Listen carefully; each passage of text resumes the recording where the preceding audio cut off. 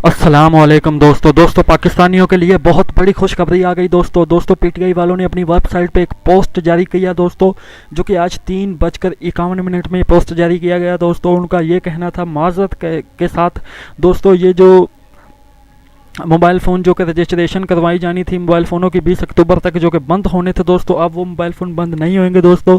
इन्होंने मोहलत दे दी है ज़्यादातर की, लेकिन ये पक्की तारीख कन्फर्म नहीं की गई कि कब इन्होंने ये मोबाइल फ़ोन दोबारा बंद करनी है। लेकिन दोस्तों इनका ये कहना था कि ये जो हमने 84 पे मैसेज करते हैं आप लोग रजिस्ट्रेशन के तौर पर दोस्तों, असल वजह रजिस्ट्रेशन की नहीं है। असल वजह ये है दोस्तों कि जब जिन जिन मोबाइल फ़ोन की ईएमआई गलत हुई यानी 2 नंबर थी, उनके रजिस्ट्रेशन करवाना ही इनका असल फंडा था दोस्तों।